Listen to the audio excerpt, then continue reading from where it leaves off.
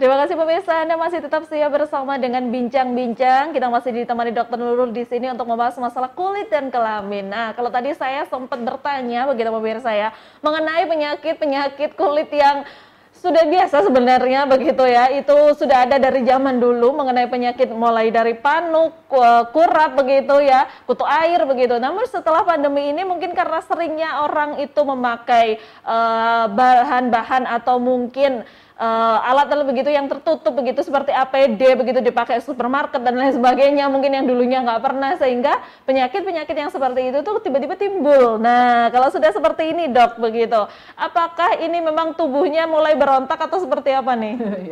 Iya baik Mbak Irma, memang benar ya. Tadi belum saya sebut ya. Jadi salah satu penyakit kulit yang lebih banyak muncul di masa pandemi tadi yang terutama kan akne, masker akne, kemudian dermatitis kontak karena hand sanitizer.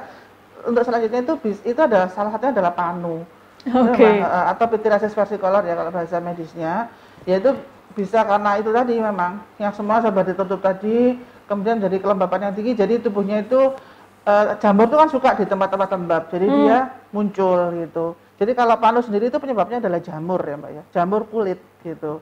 Dan untuk pengobatan memang kita ini lihat luasnya dulu. Kalau memang datang ke kita, memang kita lihat kalau sudah seluruh punggung penuh, itu pastinya harus dikasih obat minum. Jadi obat minum anti jamur. Makanya disarankan untuk tidak minum obat sendiri ya, gitu. Jadi memang gejala awalnya itu seringkali gatal, terutama saat gerah, saat keringetan atau saat panas itu munculnya gatalnya itu muncul. Jadi itu memang ciri-cirinya panu seperti itu. Kadang kan setelah dikasih salep begitu Dok, atau mungkin minum obat sendiri itu muncul lagi begitu. Ya betul. Iya, saya sering kali menerima pasien seperti jadi gitu kan, dengar dikasih apa ya, maksudnya dikasih obat jamur apa gitu ya, dengar harus diminum sendiri kan. Karena jamur sendiri itu gini Mbak, dia itu tumbuhnya di kulit itu kan di permukaan kulit gini. Dan obat jamur itu ada dosis minumnya yang harus dihabiskan. Jadi seperti kita minum antibiotik itu. Jadi minimal 10 hari sampai 2 minggu. Nah, kenapa kok kumat-kumat? Karena biasanya minum 5 hari kan sudah baikan. Jadi nggak diteruskan. Nah, itu jamurnya yang sebagian itu belum terberantas gitu ya, belum habis. Jadi nanti yang ini muncul lagi ke atas gitu. Makanya itu kenapa minum obat jamur itu harus sesuai dosis yang disarankan dokter. Jadi sampai selesai. Kalau gitu biasanya dia nggak akan balik-balik lagi ya, kecuali ada faktor-faktor yang memang trigger untuk muncul dia lagi gitu. Cuman memang sering sekali saya temui seperti ini Mbak. Jadi pasien dengan jamur itu minum sendiri obatnya, tapi biasanya 5 hari memang sudah enakan. Berapa minggu atau bulan lagi pasti akan kambuh gitu. Karena memang dosis obat yang minum tidak habis, tidak sesuai dengan dosis yang dianjurkan. Iya, gitu. kadang kala memang yang namanya obat itu suka begitu ya. Ketika kita minum, kita sembuh ya sudah gitu. Ya betul, padahal kan jamur itu ada di lapisan-lapisan kulit gitu. Mungkin kalau minum 5 hari, separuh lapisannya sudah habis, tapi yang bawah itu belum tuntas begitu ya Dok ya. Jadi suatu saat dia akan muncul lagi, jadi muncul lagi gitu. Tapi ini jenis jamur yang berbeda kah Dok daripada jamur yang dilipatan tadi dong dokter cerita? Beda. Untuk jenis jamurnya beda, cuman cara pengobatan ya hampir sama sih Mbak, anti jamur semua yang dipakai gitu. Baik. Jadi seperti itu pemirsa. Jadi kalau Anda nggak pengen kumat lagi gitu ya, panunya begitu. Jadi dipatuhi begitu ya, ketika sudah datang ke dokter begitu, dapat salep, dapat obat minum ya dipatuhi, habiskan ya harus dihabiskan begitu ya, jangan dilupakan, nanti kalau kumat lagi nanti protes lagi ke dokternya. Selain itu juga jangan lupa jaga tetap kebersihan tubuhnya ya Mbak, mandi yang teratur, kemudian pakai baju-baju yang jangan terlalu ini juga, maksudnya baju yang gampang nyerap keringat gitu. Kalau memang potensi panunya sering kambuh, ya memang harus pakai baju yang gampang nyerap keringat gitu. Karena kan salah satu menyebabkan dari lembabnya keringat itu gitu. Wah ini yang jarang-jarang mandi harus rajin, lebih lagi mandi ya. Ada yang mengundang soalnya anak kos biasanya suka jarang begitu mandi, buat hemat air. Jadi kalau sudah masalah panu begitu, itu apakah menular Dok? Karena saya pernah mendengar begitu ya, yang namanya orang kena panu kemudian pinjem handuk begitu ya, itu nanti bisa nular ke orang lain, atau mungkin pinjem baju nggak boleh dipinjem-pinjemin, nanti bisa nular panunya gitu. Ya memang bisa. Jadi itu kan jamur Mbak, jadi dia bisa berpindah dari satu orang ke orang lain dengan bahan perantara itu gitu. Jadi memang sebaiknya sih kalau sedang menderita panu, memang jangan berganti-ganti dengan orang lain gitu. Oke, jadi kalau serumah ada yang panuan sudah gitu ya? Iya. Sebaiknya asingkan dulu sementara. Itu handuknya. Handuknya barang-barangnya begitu maksudnya pemirsa ya. Betul. Nah, selain memang masalah orang dewasa yang terjadi begitu ya ketika kita mengalami masalah-masalah kulit ini, ternyata masalah kulit ini juga kadang kan terjadi juga sama bayi begitu Dok ya. Nah, ini suka bingung, ini lagi pandemi dibawa ke rumah sakit masih bayi, saya takut sendiri. Biasanya ibu muda ini suka kayak gitu. Nah, kalau bayinya itu punya masalah kulit, biasanya masalah kulit yang sering terjadi itu ya seperti ruam karena popok lah atau apa mungkin dilipatan juga begitu Dok ya. Nah, penanganan pada bayi sama orang yang mungkin anak-anak ataupun anak-anak remaja begitu. Nah, apakah berbeda atau cukup seperti tadi yang dokter bilang kasih bedak dulu lah atau kasih salep dulu begitu Dok, kasih pelembab dulu begitu.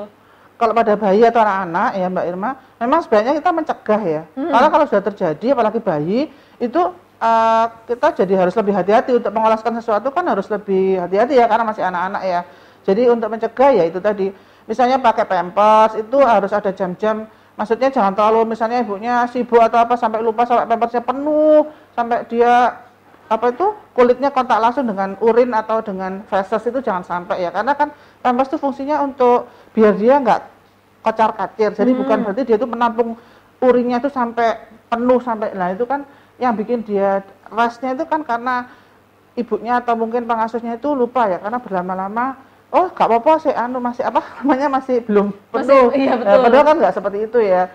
Yang dianjurkan yang pernah saya dengar itu dari ini itu 2-3 kali, kira-kira 2-3 kali pipisnya anak-anak itu sudah harus diganti pampersnya itu. Jadi nggak sampai apa itu kulitnya itu berkontak langsung dengan urin yang ada di pampers gitu. Jadi sebelum dia sakit memang sebaiknya kita mencegah untuk timbulnya dia peras itu atau ini popok berarti itu perlu diedukasi kembali begitu iya, ya penggunaan popok ini begitu iya, ya.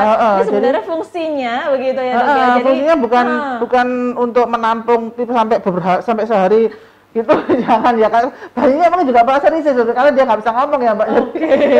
Jadi memang 2-3 kali pipis itu sudah harus diganti. Setiap kali penggunaan apa atau penggantian pada popok itu tadi Dok. Nah itu apakah memang harus langsung dipakai lotion begitu pada bayi?